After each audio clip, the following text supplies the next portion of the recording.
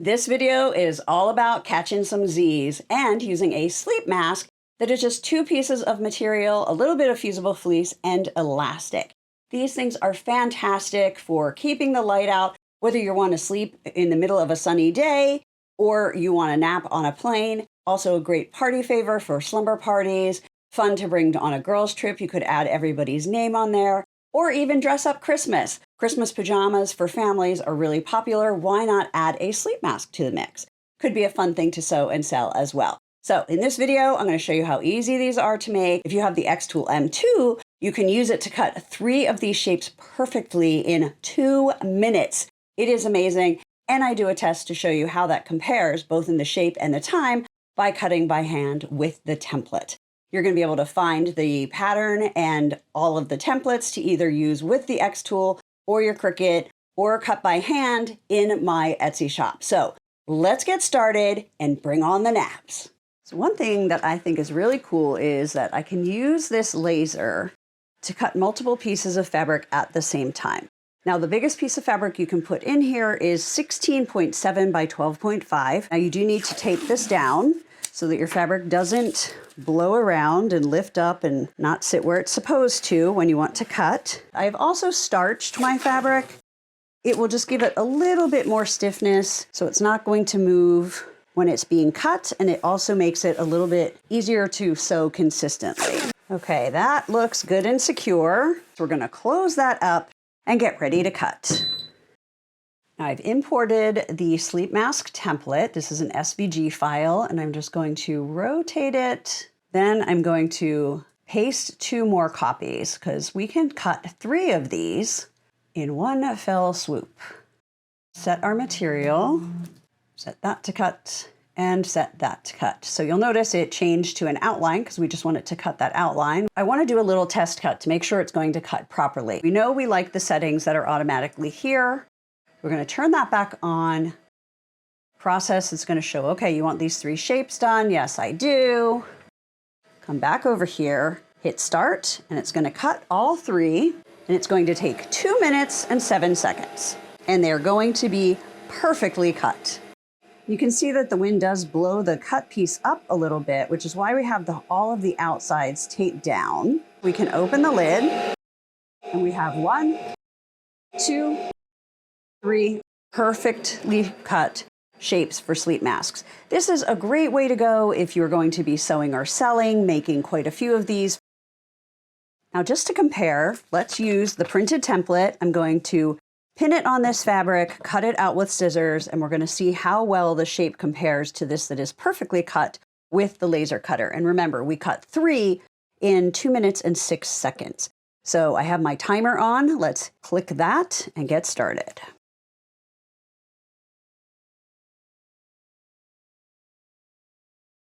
So 1 minute and 14 seconds for me to cut it by hand. Looks pretty good. I mean, this is going to make a good sleep mask. Not saying that it's not. But let's compare it to this. Not quite as perfect and smooth. And the laser was able to cut 3 of these in 2 minutes when I cut 1 in 1 minute and 14 seconds. So it is a little bit of a time savings, even with such a simple shape.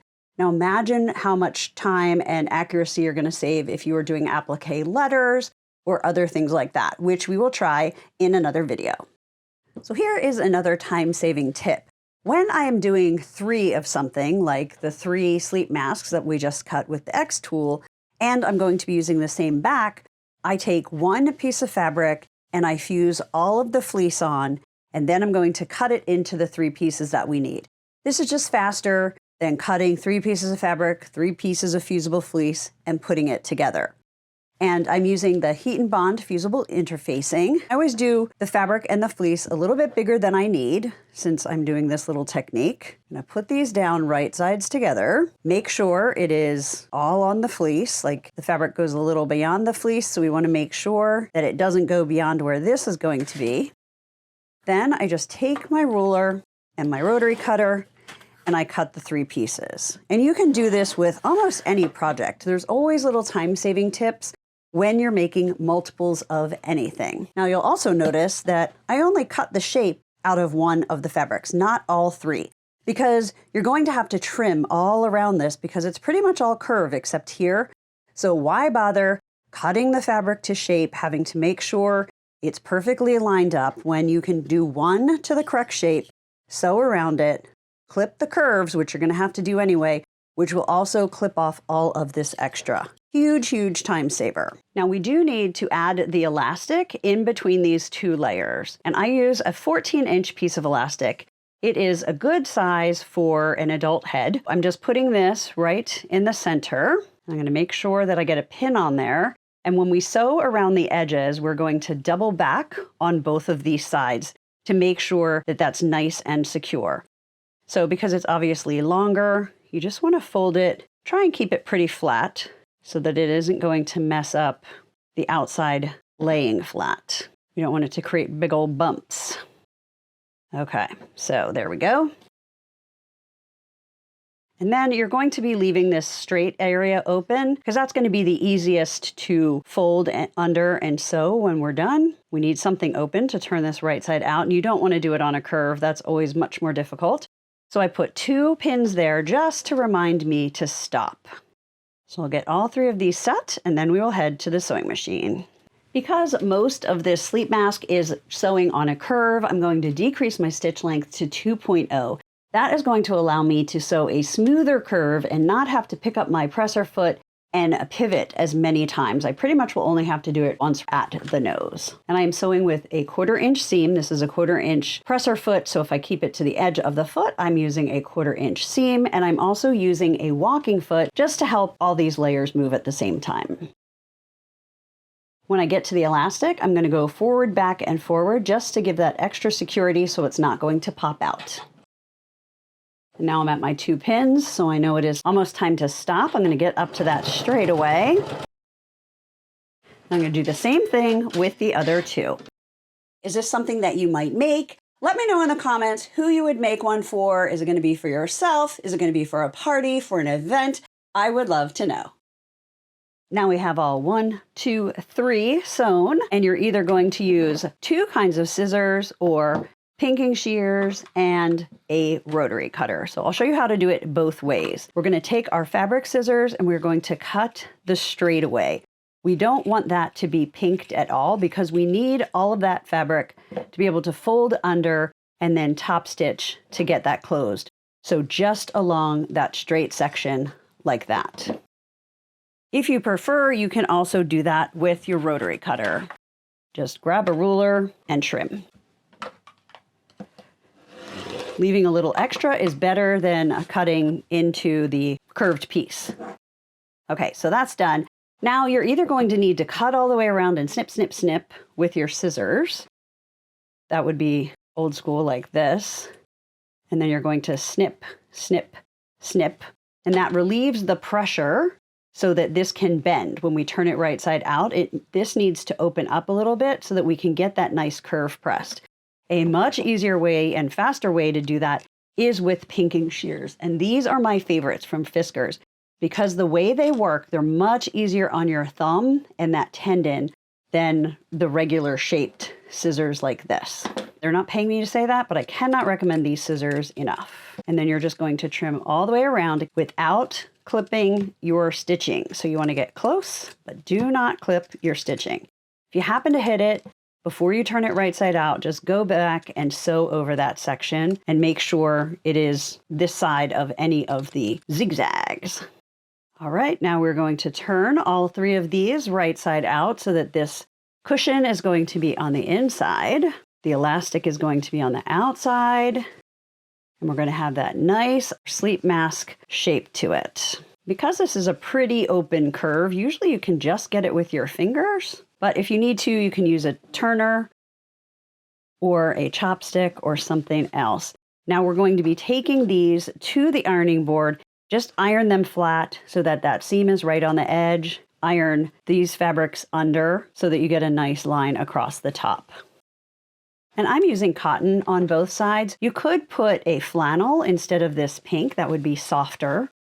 But I find these to be very comfortable just using cottons. So these are all pressed, and I pressed that straight edge. So now we're going to sew all the way around about 1/8 of an inch from the edge so that it sews this closed and just finishes this off. Super, super easy. And making multiples at the same time makes it go even faster. Because we're now to the finishing part and the top and the bobbin thread will be showing on both sides of this, I am going to be pulling my bobbin thread up. That will alleviate any of these knots that sometimes I get. Not everyone does apparently, but a lot of us do, called a bird's nest.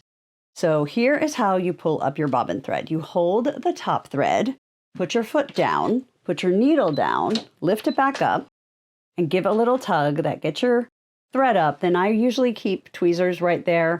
Pull it, use my tweezers to get it under the foot. Now I'm holding both the top and the bobbin thread in my hand. I'm holding it taut, but not pulling. Now I'm going to go forward about 2 stitches and then backwards. And that will lock that in place so you don't have to worry anymore. And now I'm just going to sew about 1/8 of an inch from the edge all the way around. And you do want to use the short stitch length again, about a 2.0, to get these curves nice and smooth. And then you're going to have to just keep moving your elastic so that it is not in your way. You do not want to sew through that. And that is it. It is done. And there we have it. 1, 2, 3. Look at how cute and professional they look. Now let's see how they look in these little boxes. Now you can get the pattern that is going to include an SVG file if you want to make these boxes with a laser or a Cricut or any other cutting machine. And I will also make a printable one so that you can print and cut this out from paper if you'd like as well. And you can do it either with or without this center part. You could skip that, but I don't know. I just kind of think that's kind of fun. This would also be really cute packaging if you were sewing and selling, or just a really cute way to give these at an event. Like this one, I'm going to give to one of my friends that is coming to an event with me in, obviously, Tennessee in 2026. I used the print function to add some text, and then I went back into the software to set up the box cutting. Using the blue to score, the red to cut, then it's going to do both of those functions, and then I click Start. Now I'm going to take off the print module and put the 10-watt laser back on, clip that in place, and close the lid. To put the box together, you're just going to fold along these score lines. And one thing I love about this is if you're traveling and you want to be bringing gifts, then just travel with these flat, bring some adhesive, and you can put them together in place. To put plastic in this cute little window so it looks like a professional little box, I cut apart a sheet protector. I could probably get plastic for about 6 of these out of one, so it's nice and affordable. Then I'm going to place that on there and just make sure if I put the adhesive all the way around the window, it's going to be good. Just roll that, put that down and press. And then to put the box lid together, you need to put it right side up and then put adhesive on each of these tabs, creating those corners. And I just love how quick and easy this was to cut out of one piece of cardstock with my xTool M2. This is just using craft cardstock. You could use an even heavier weight paper if you want that to be heavier, but being able to provide a box, and if you wanted to offer personalization, that could be cool too. I think next time if I'm doing this for sale, I would put my logo and my website on the back as well. You could also print a message to whoever that's to, but I just wanted to show you how you could do the print and the cut all from the same machine. All right, so what do you think? Are sleep masks in your future? These are so easy to whip up and sew. Be sure to subscribe to my channel for more easy sewing projects, fabric scrap projects, sew and sell ideas, and more. Happy sewing and have a good night's slumber.